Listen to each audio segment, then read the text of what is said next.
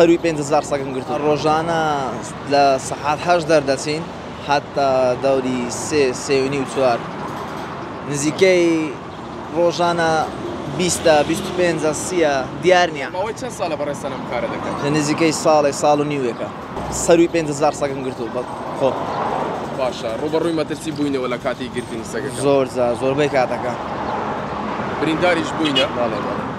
هەموو جاریش چارەسەری پزیشکیتان وەرگرتووە باڵێ لە خەستخانە دەرزی ڤاکسینی شتیوا لێ دەدەین ئێمە بە حەبل دەگرین لە کاتی خەو زیاتر